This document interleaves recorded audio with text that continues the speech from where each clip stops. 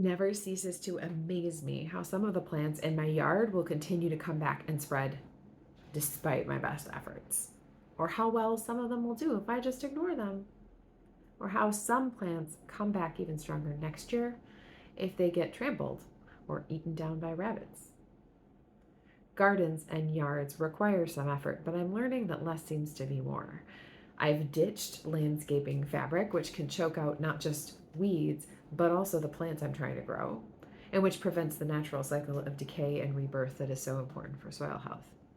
I've opted for more and more native plants, some of which are doing so well without any effort from me that I have to divide and transplant them.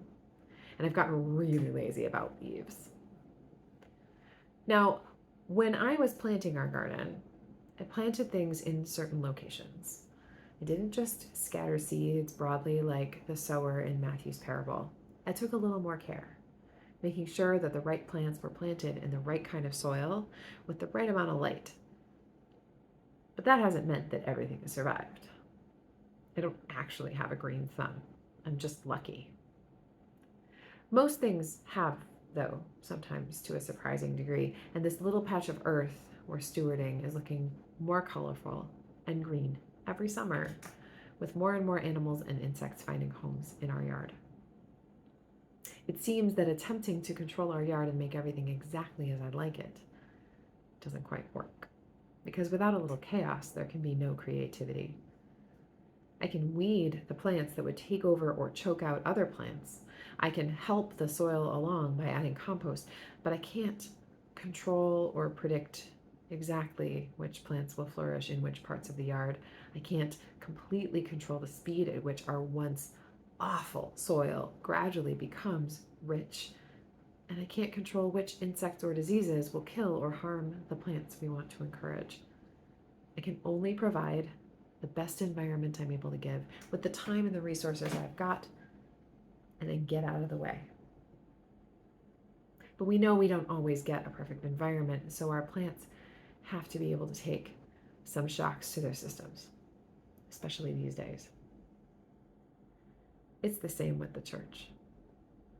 One of the most frustrating things the progressive church has to contend with is a cultural environment in which Christianity is treated as a monolith, in which complementarians and fundamentalists seem to have the biggest interpretive megaphone, in which our ancient faith traditions and holy texts are associated with misinterpretations rooted in bigotry and backwardness. We know we've got another way, that our soil in this community is healthy and good. But we can't make anyone bloom in our garden. We can only invite.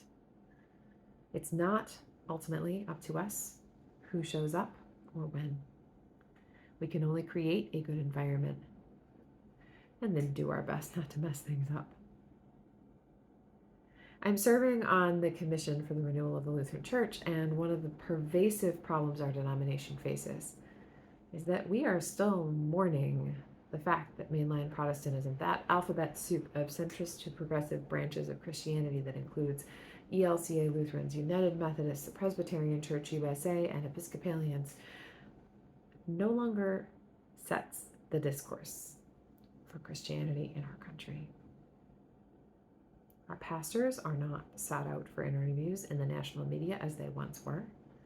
I mean, let's be honest, it's probably been at least 40 or 50 years since the typical Protestant pastor on a national news interview wasn't Pat Robertson, Jerry Falwell, or Joel Osteen. There's a total lack of religious literacy on a national scale. Most people don't know the difference between an ELCA Lutheran and a Southern Baptist, even if they go to church.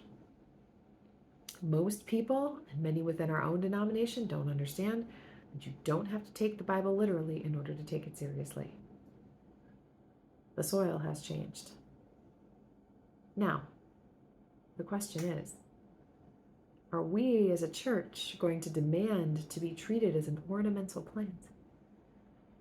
Or are we going to behave like an adaptable native plant that can handle its own?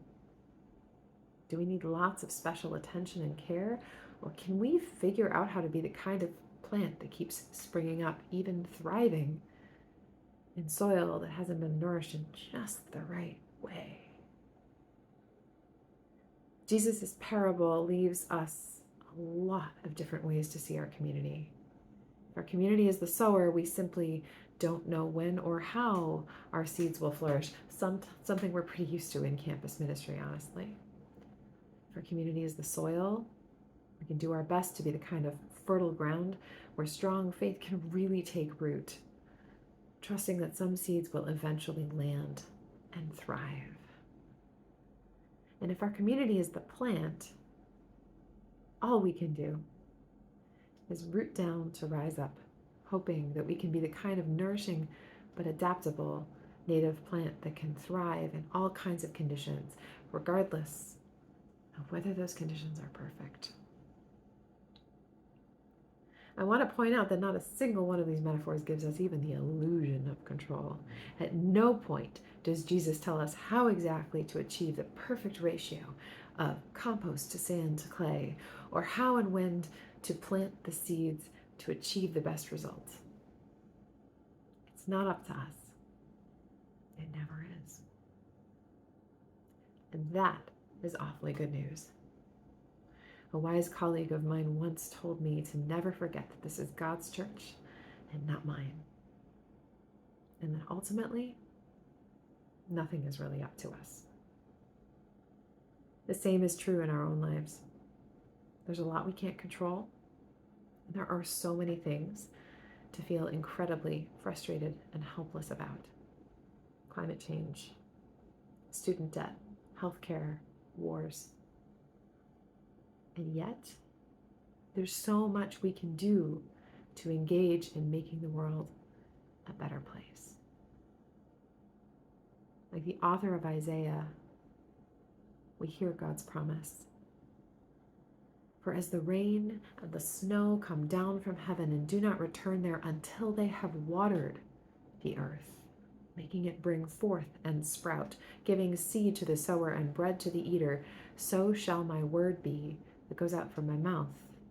It shall not return to me empty, but it shall accomplish that which I purpose and succeed in the thing for which I sent it. Even if we don't ever see what happens to the seeds we plant, even if things don't happen in the way we have imagined or expected, we can trust that someday those seeds might bear fruit. Amen.